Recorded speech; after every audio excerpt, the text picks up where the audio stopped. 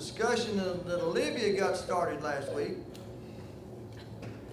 I was having a brain freeze about that time. I remember let's turn to Mark chapter 16.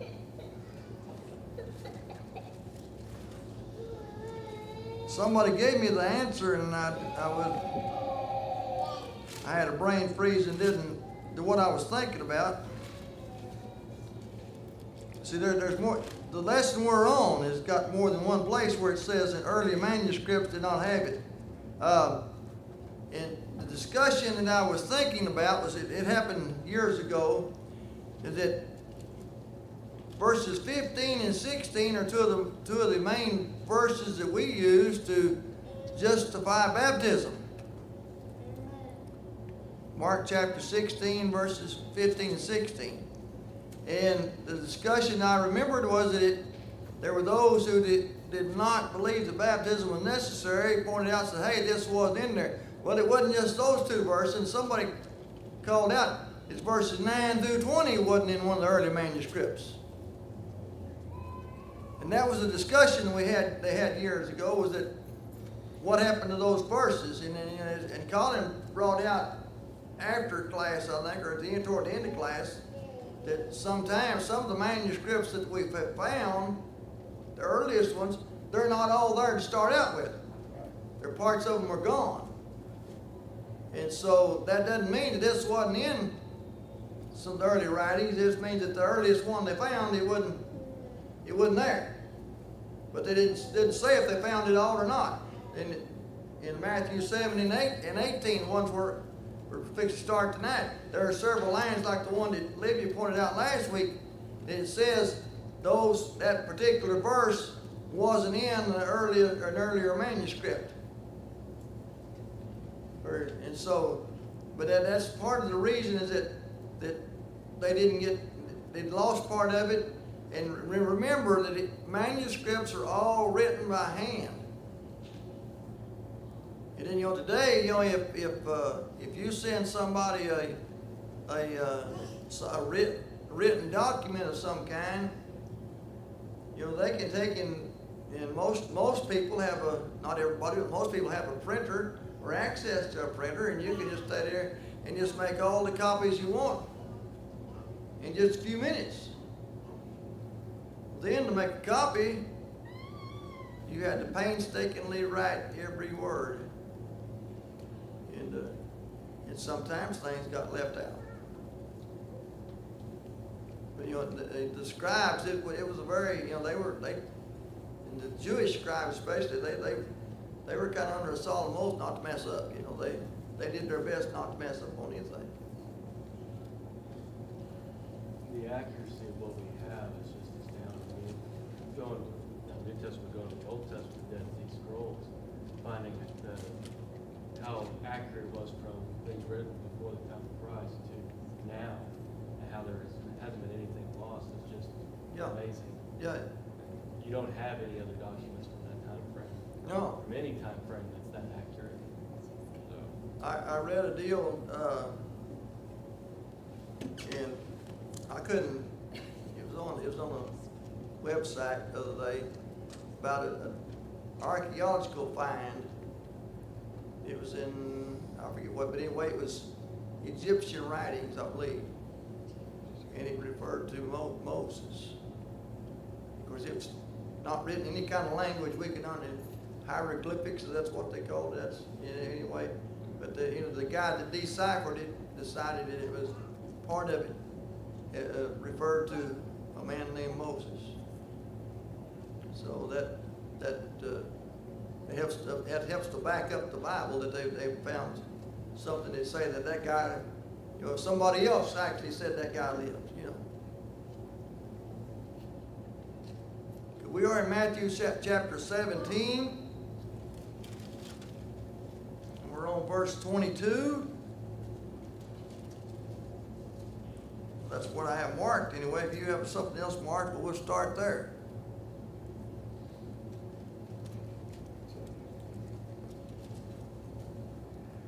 And while they were gathering together in Galilee, Jesus said to them, the Son of Man is going to be delivered in the hands of men, and they will kill him, and he will be raised on the third day. And they were deeply grieved.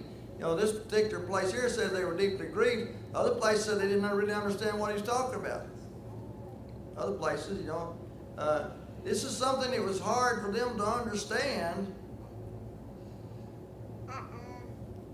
as it would be for anybody. You know that, you know, just always remember they have been indoctrinated all their life, and we've talked about this many times.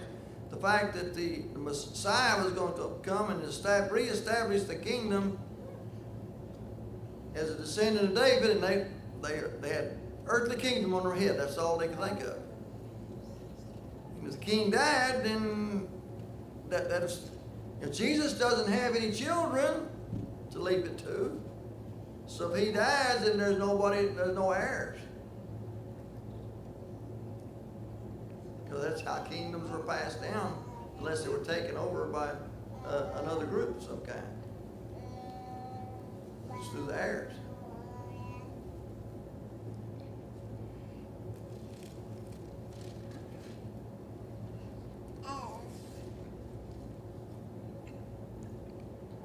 When they came to Capernaum, those who collected the 2 drachma tax came to Peter and said, "Does your teacher not pay the 2 drachma tax?" What does yours say on that, Janice? What it doesn't use drachma on it, does it? Doth not your master pay tribute? Just say pay tribute. That says temple tax. Temple tax. Okay, that's what it was. The temple tax. You know, mine translate this is a newer one. It says 2 drachmas. One of the others says it's about 2 denariuses, and that's what a denarius at that day and time was a day's pay. So it's about 2 days' wages for a laborer. That's what it said, and I'd take that for whatever that's worth. But it wasn't a lot unless you was one of the guys that would just make it from day to day. But they said, "Don't you? Does your teacher not pay the tax?" Because they're keeping track on it. They're watching Jesus all the time anyway for any flaws, anything they might accuse him of. Doesn't your teacher pay the tax? You're supposed to pay the tax. Everybody's supposed to pay the tax.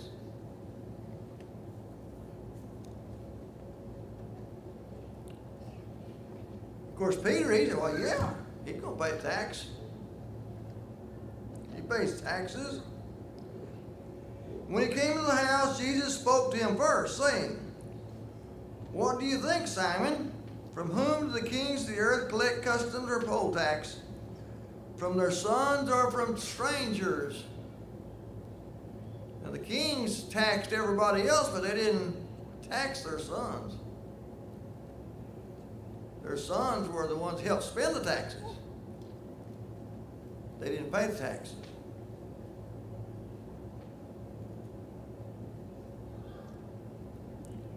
When Peter said from strangers, Jesus said to him, "Then the sons are exempt. However, so that we do not offend them, go out to the sea and throw in a hook and take the first fish that comes up. And when you open its mouth, you will find a shekel. Take that and give it to them for you and for me." I added it for you and me. Mine doesn't say for me. What are all the lessons in that right there? There's several if you really get to look at it. Better look in the fish's mouth. Better look at the fish's mouth? Yeah. No, it's that Christ he wanted to abide by the law of land too. You want to abide by the law of the land too, okay? Yeah, that's the reason that he told John the Baptist it was neat for him to be baptized, because that's what, if everybody else had to be baptized, and he had to be baptized. Even though Jesus had no sin and nothing to repent of, that's what, it was an example to be baptized.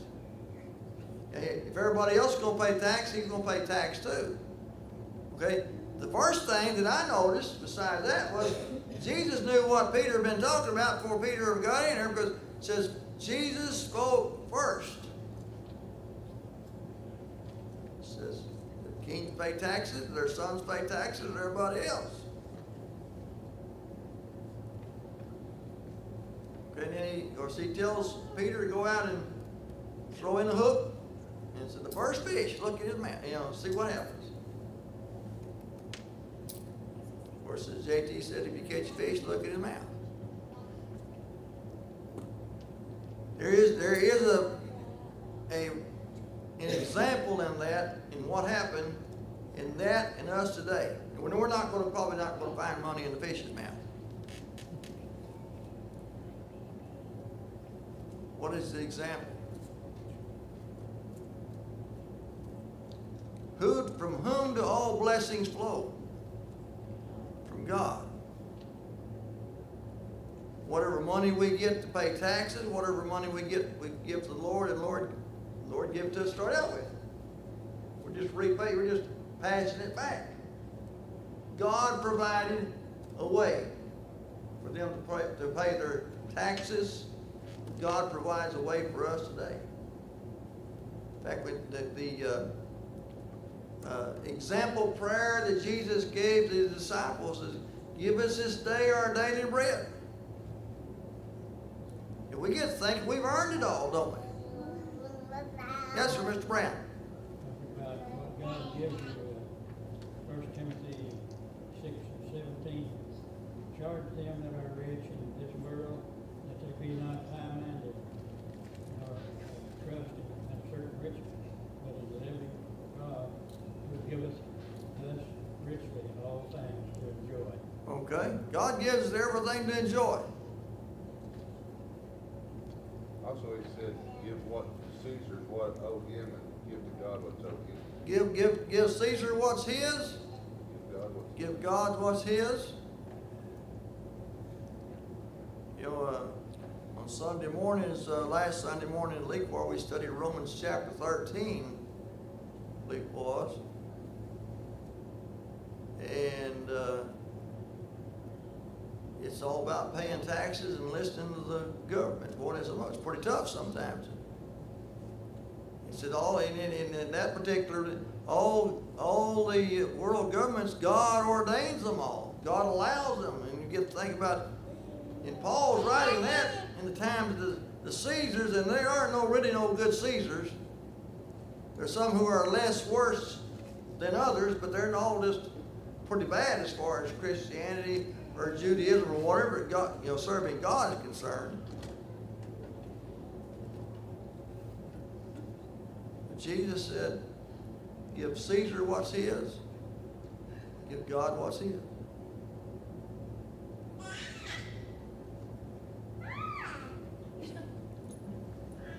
The babies are talking to each other, I think. Same language, isn't it? Yeah, same language. Yeah. Anybody want to decipher? They were talking about deciphering that hieroglyphics. So we need to decipher that.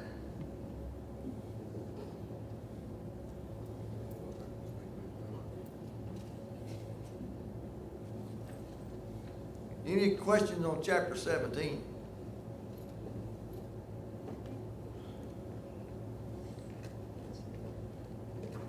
At that time, the disciples came to Jesus and said, who then is the greatest in the kingdom of heaven? And he called a child to himself and set him before them, and said, truly I say to you, unless you are converted and become like children, you will not enter the kingdom of heaven. Whoever then humbles himself as this child, he is the greatest in the kingdom of heaven. And whoever receives one such child in my name receives me, but whoever causes one of these little ones who believe in me to stumble, it would be better for him to have a heavy millstone hung around his neck and be drowned in the depths of the sea.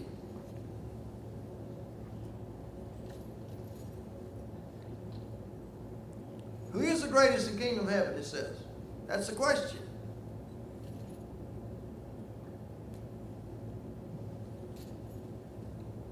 That's the question the disciples wanted to know. It doesn't record in this place, but another place, James and John's mother comes and asks Jesus, we don't want one of my sons on one sit on your right hand, one of them sit on the left hand.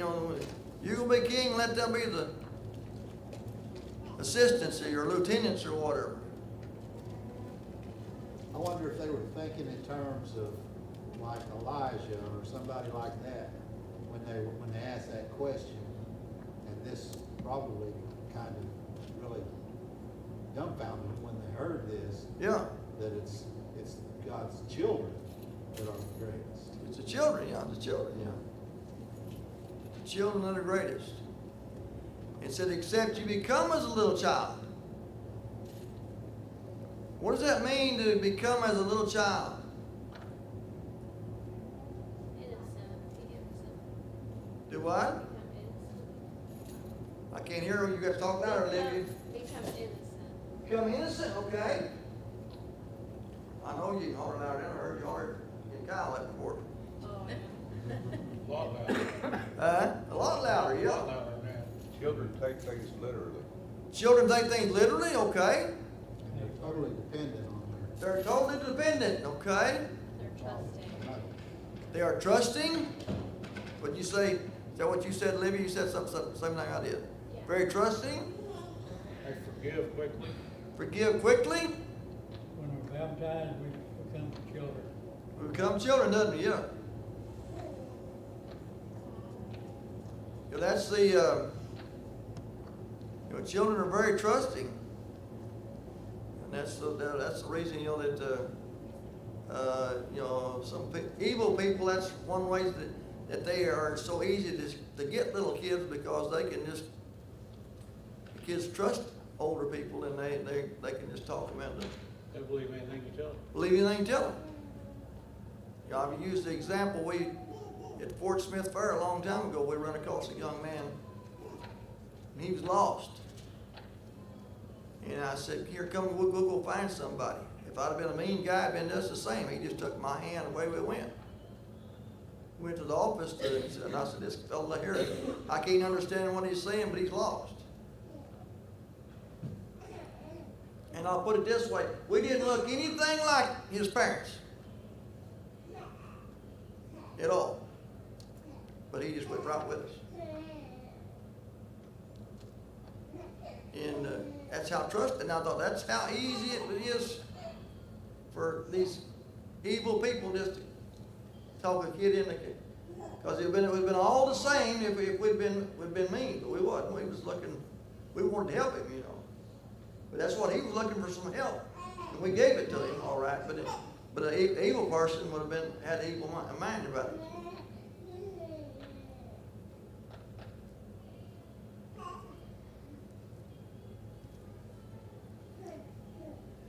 The next section says Jesus warns against temptation.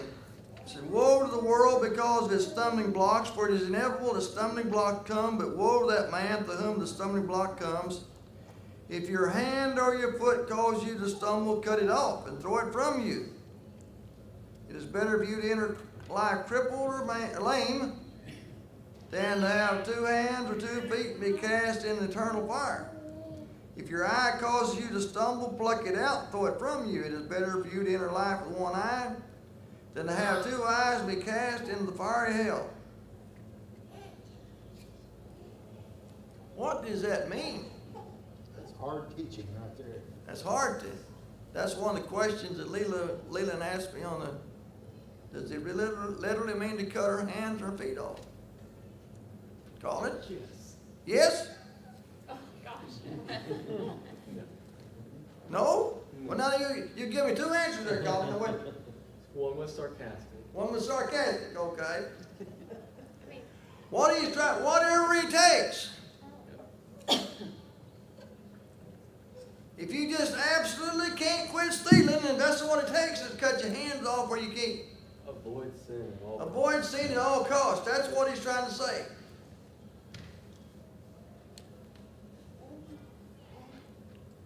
Avoid sin at all costs. This is the extreme, but he's given the example. If that's what it took, it'd still be worth it. You could make it to heaven. It's better to do that than to get thrown into hell.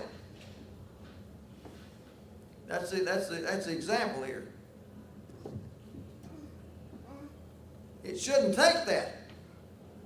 But if it did, if that was what was necessary, that's the extreme.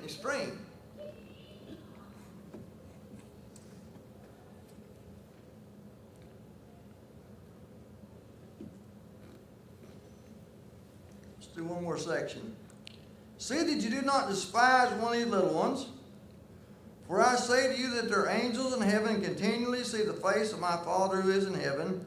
For the Son of Man has come to save that which was lost. And Olivia, does yours have that in there? No, not that last. You're going to get you a new Bible. That's just all there is to it. It just cuts out verse 11. I reckon. Mine cuts out verse 11 too. Yeah, it just jumps from 10 to 12. Goes to 12? Yeah. Can Just- you read 11 again? It take goes from 10 to 12? Is that what it does? Yep, mine Yep. does.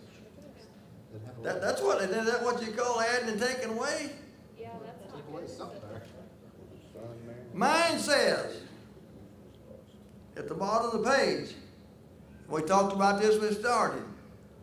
Early manuscripts do not contain this verse. Just like the 9 through 20 in Mark 16 we talked about a while ago. So who's adding and who's taking away? There was something done somewhere.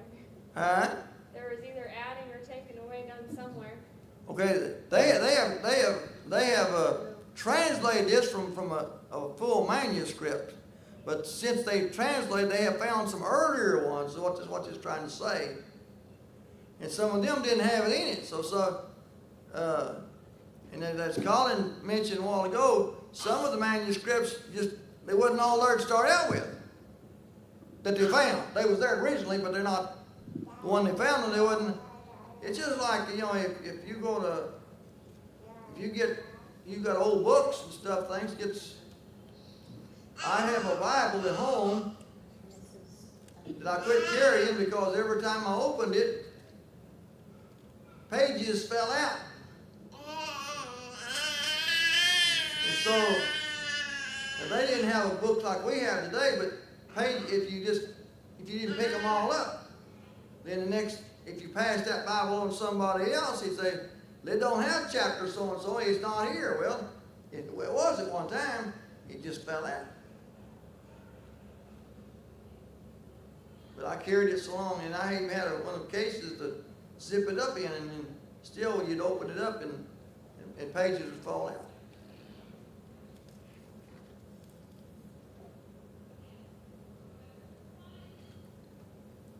My footnotes just says that verse 11 contains what Luke 19:10 contains. Okay. Son of Man came to seek and save that which was lost. Okay. Mine's got it. Is that what yours has too? Well, mine's got the verse in it. Yeah, mine does too, but it's got in parentheses or a bracket there in the bottom. It says the early manuscripts doesn't have it. Luke says it's the same thing. Bob said the same thing that Luke tells it. Luke tells it, has it in there so that it's in here. I don't say that.